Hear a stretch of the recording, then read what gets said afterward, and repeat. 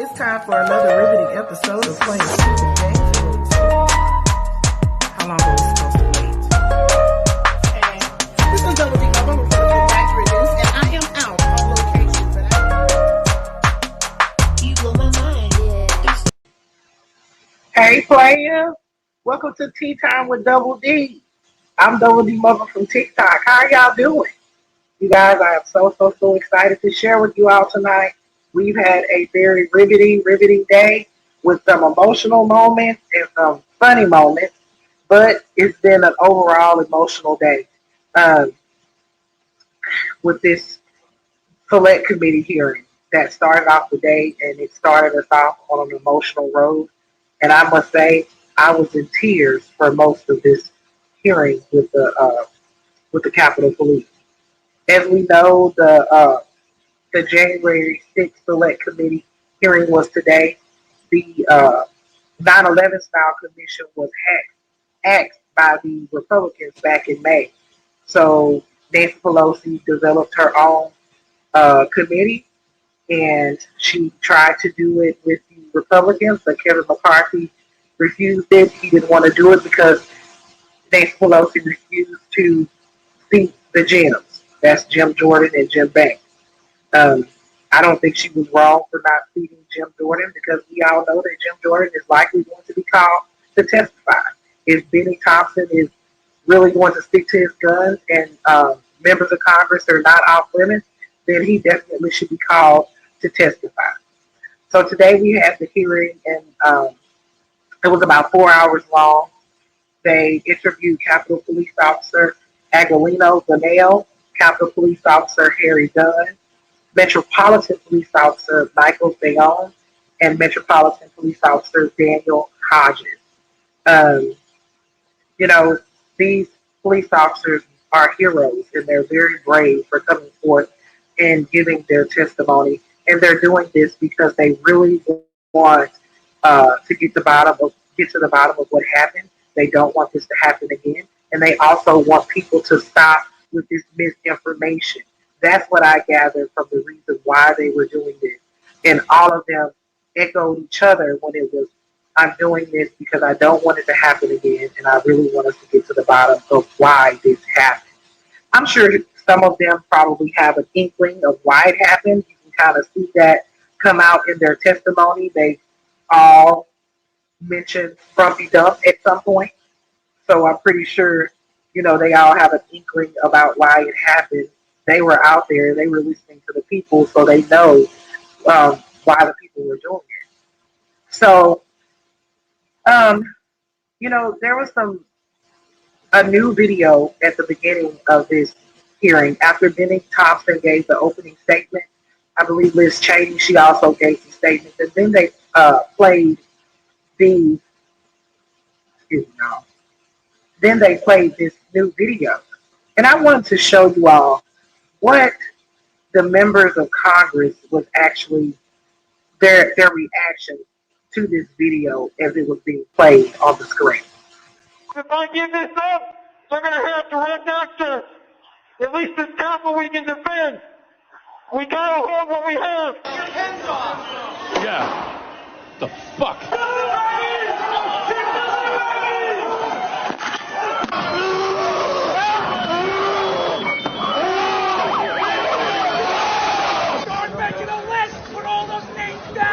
Start hunting them down one by one. Yeah. As you can see, some of them were wiping away tears.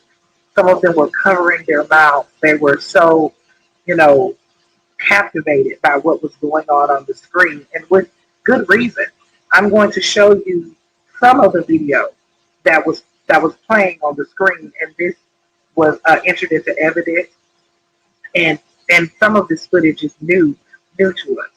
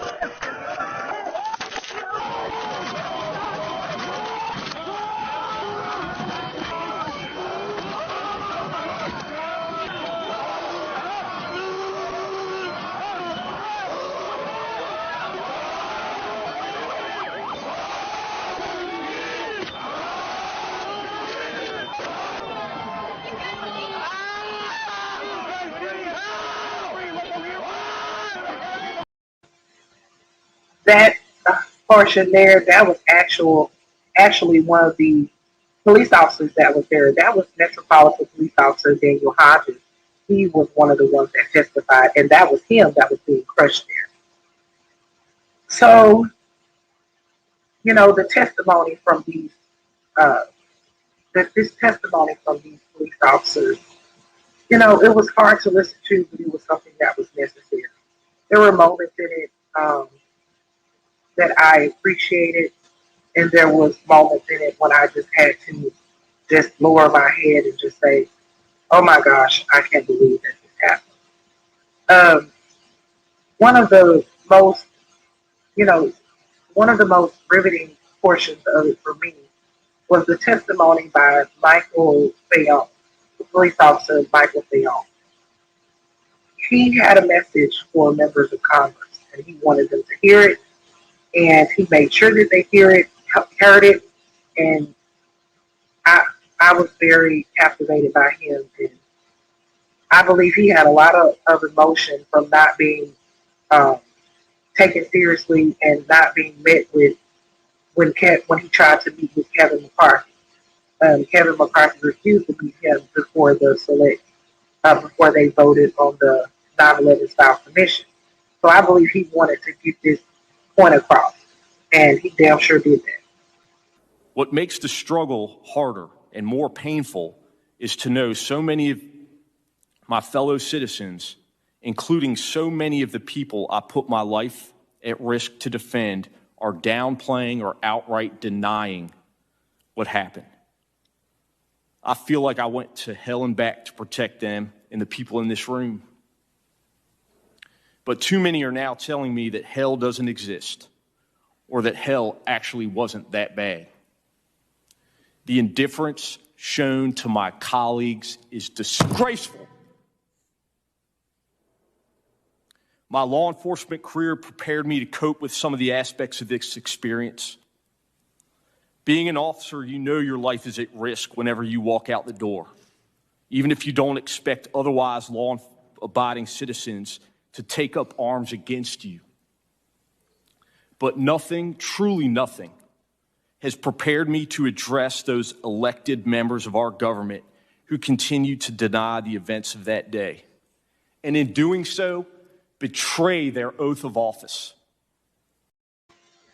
What makes the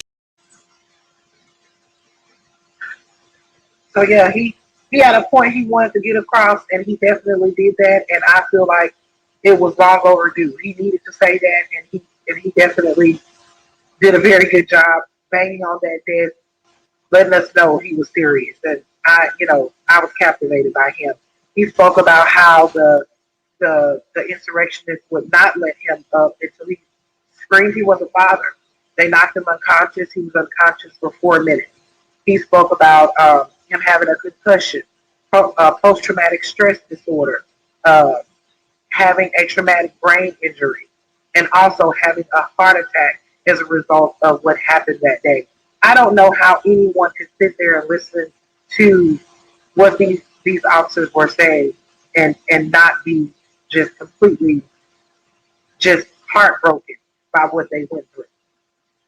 So we also had another moment in the in this hearing with Adelino Gonell. I felt like he was a very good witness. I felt like he had some very riveting testimony. He spoke about how um, the the terrorists he actually referred to them as terrorists, and he detailed how they had a lot of weapons. They had uh, batons, they had wasp spray, bear spray, they had baseball bats, they had the flagpoles that they were using to beat them with. He said he doesn't understand how they can love the country so much, but they were beating us with the flags that they hold so dear. Um, and then he said this, and I thought this was a very riveting moment. We were fighting for our lives. We were fighting to protect all of you. In our mind, that time at that entrance, that was it. That was the point of breach, and we were not letting them in. They tried to convert us. They tried to persuade us to let them in, yelling, and then once they saw that we were not doing that, then continue to even attack us even more. And it was nonstop. So my time compared to Iraq, totally different. This is our own citizens, people who. So, yeah, that was a moment. And then Officer Donnell, he actually had his skin burned from the bear spray and the mace and everything. And he also had his foot. They showed a photo of his foot, and his foot was horrible. He had surgery on it, and he's going to have another surgery. He was also asked by uh, he was also asked by Liz Cheney about the rioters being loving, like Donald Trump said, that were they loving? And he said to Liz Cheney, he said, look, he said, if this is loving and all hugs and kisses, we should go over to Donald Trump's house and we should give him all this same type of love. And that was powerful to me. You know, that was no love, that was no hugs and kisses, that was nothing. That was a horrible moment. Then we had Capitol Police Officer Harry Dunn, who testified about the racial epithets that were thrown at him as well as his colleagues. Let me play that for you. Warning, there's strong language here. I'm a law enforcement officer, and I do my best to keep politics out of my job. But in this circumstance, I responded. Well, I voted for Joe Biden. Does my vote not count? Am I nobody? That prompted a torrent of racial epithets. One woman in a pink MAGA shirt yelled, "You hear that, guys? This nigger voted for Joe Biden." Then the crowd, perhaps around 20 people, joined in screaming, "Boo, fucking nigger." No one had ever called me a nigger while wearing the uniform of a Capitol Police officer. In the days following the attempted insurrection, other black officers shared with me their own stories of racial abuse on January 6th. One officer told me he had never, in his entire 40 years of life, been called a nigger to his face, and that streak ended on January 6th. Yet another black officer later told me he had been confronted by insurrectionists in the Capitol who told him, "Put your gun down and we'll show you what kind of nigger you really are."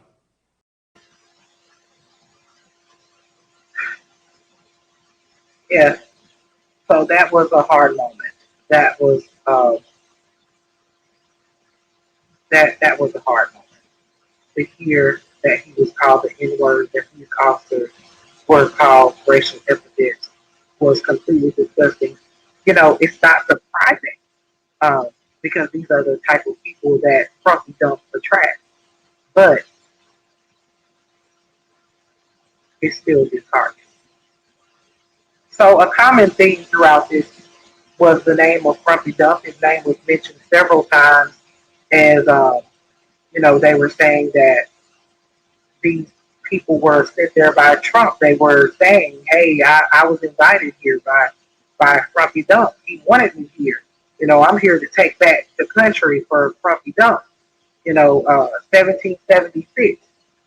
So this was a common theme throughout this hearing that they spoke about all of the insurrectionists, rioters, terrorists, whatever you want to call them. I believe it was Daniel Hodges that referred to them as that was Harry Dunn that referred to them as white nationalist insurrection.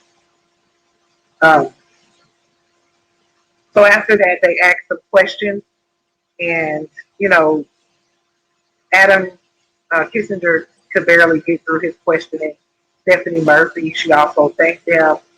She said that she heard them outside protecting them, that they were literally the last line of defense for them to move to a more secure area.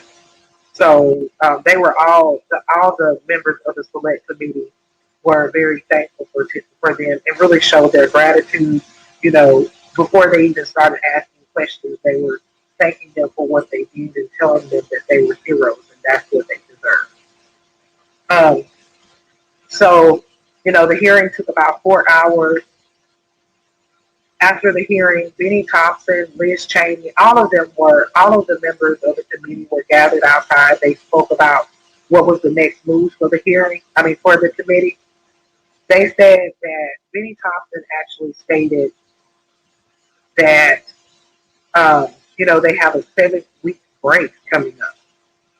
So during that break, before that break, they're going to be reviewing all the testimony and deciding where to go, and they're going to announce something before they go on the break. So they won't be having another hearing for a while because they're going on their recess. So they won't have another hearing for a while. Liz Cheney was asked about what was going on outside, which was a protest at the DOJ by Musty Marjorie, the privileged pervert Matt Gaetz, um, Paul Gosar, and Louis Gohmert. There was a protest actually going on at these, and I want to be serious about this for a second because although the funniness happened in that moment with them being basically shut down by the protesters, this is a disgusting thing that happened. That they were out there to protect the people who tried to hurt them.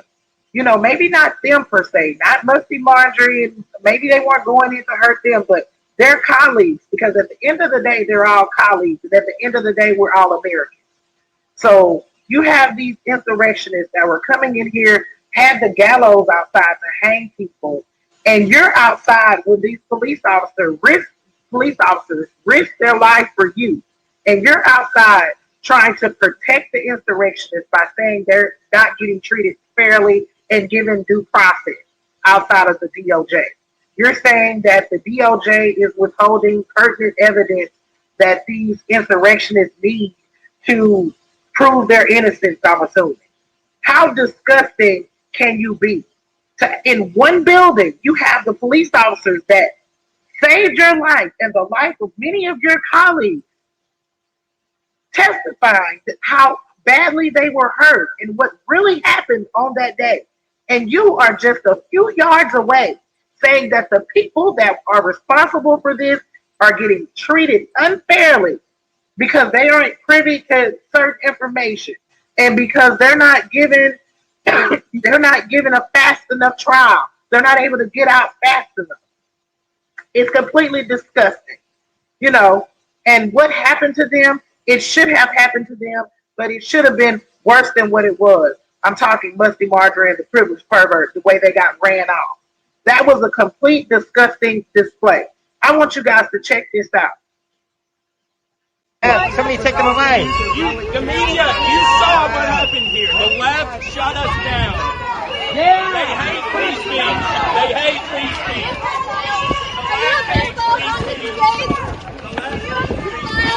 Are you a pedophile? Are you a pedophile? Are you a pedophile?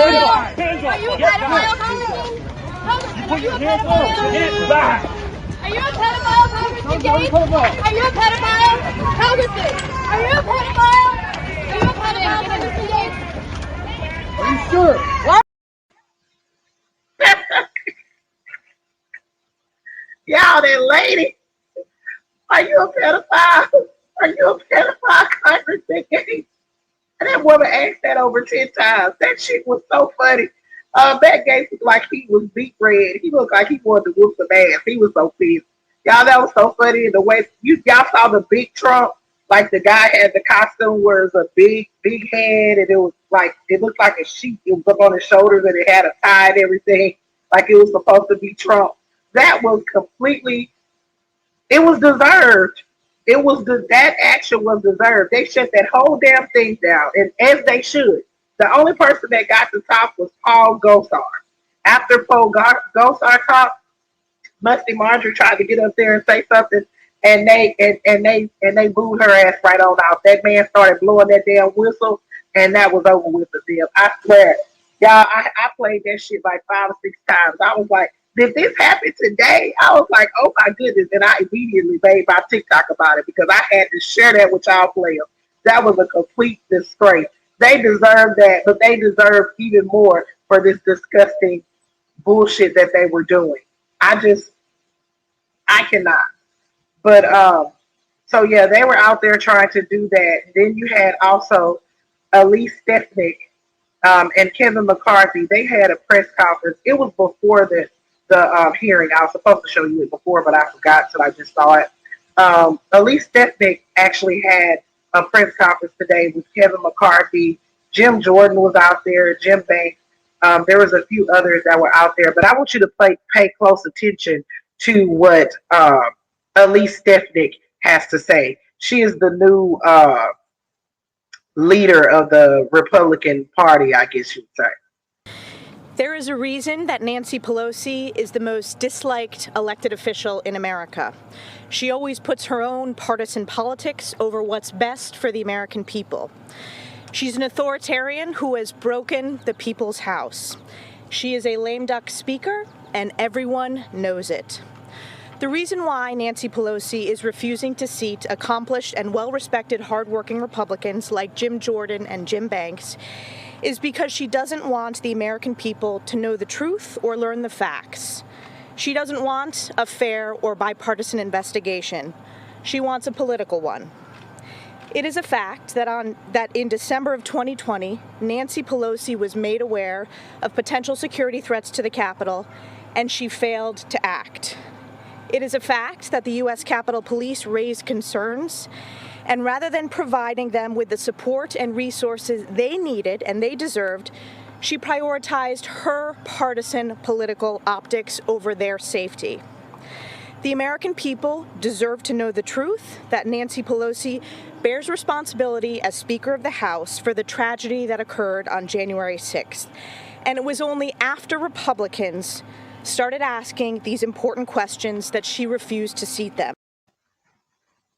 That had absolutely nothing to do with the reason why Nancy Pelosi chose not to seat Jim Jordan and Jim Banks. Jim Banks made terrible statements talking about last summer, right after Kevin McCarthy asked him to be on the committee. And we all know Jim Jordan's got a hand in it some way or somehow.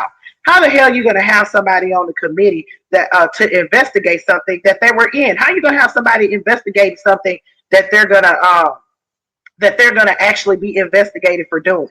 That's completely disgusting. I just don't understand these people. And Jim Jordan also, could you have imagined him in that hearing today and how that hearing would have went so differently if he hadn't been in there yelling and hooping and hollering and acting a fool like he does? Child, it would have been a disgusting display. Ain't nobody got time for that. So Elise Stefanik is really off base with these comments. Now, I will say this. I do feel like we should know what happened, as far as what happened with all those National Guard that were supposed to, that were in DC but weren't able to get there, like they weren't allowed to come there. I do think we need to know about all of those things. Why didn't they set up like they did for the Black Lives Matter protest that happened last summer? Now, I will say this, because they received such a bad backlash when they did it for Black Lives Matter, maybe they didn't want to do it again. I'm not making an excuse. I'm just saying that might be a reason why they didn't want to send the National Guard in right away. But they should have been on call, especially if they, had all these inklings that something like that could possibly occur. But we know part of the reason why they weren't really, set up like they would be for Black Lives Matter. But I digress. So, yeah, that happened today. And I must say, I'm not surprised by Elise Stefanik. I'm not surprised by Matt Gaetz and Musty Marjorie. I'm not surprised by any of them. It just shows the type of people that they are and what they really have on their mind, which is protecting Frumpy Dump and what happened on January 6th. They don't want the truth to come out, even though we all know the truth any damn way. It ain't fucking. If they look, they don't even really need all this. It's in 4K. But I digress again. Okay, so the next thing that we're going to talk about is really quickly. I'll just let you guys know that a deal was reached on the security supplemental appropriations, a $2 billion bill. They have been trying to reach this deal for a while. So they have $100 million for the Capitol Police, $300 million for increased Capitol security, $1 billion for DOD, $500 million for National Guard, and $500 million for Afghan Special Immigrant Visa Program needs. So that deal was reached today. Switching over, the CDC guidelines, they changed today regardless of vaccination status. You should wear a mask indoor in public settings in areas of substantial or high transmission.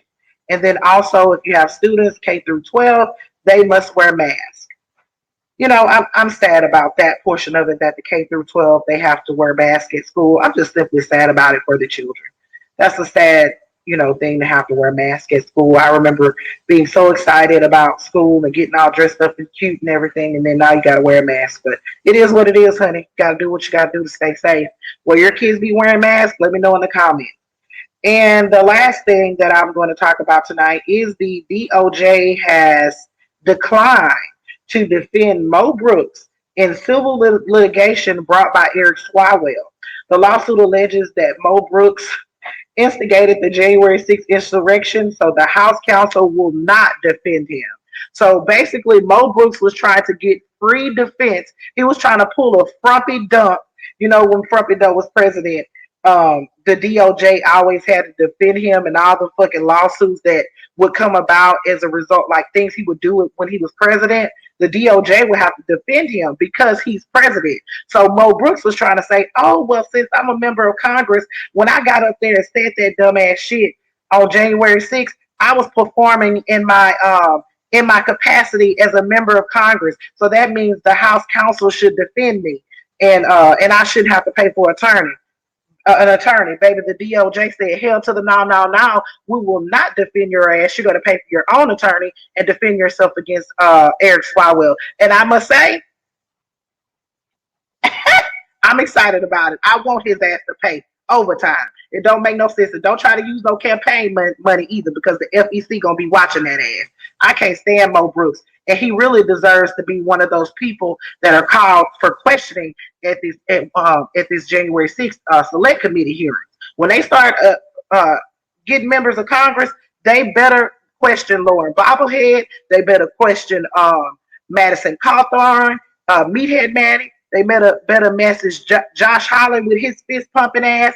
They better get Musty Marjorie up in there. They better have Jill Jordan in there, and Mo Brooks stinking ass better be in there, and they better have Freddie Cruz up in there. Otherwise, it's gonna be some consequences and some repercussions up in this bitch, because they gonna have to, all of them gonna have to block me on Twitter, because I'm gonna be on there fucking their ass up. You hear me? But anyway, y'all, that's all the news I got for the night. This is a long episode. I didn't mean for it to go this long.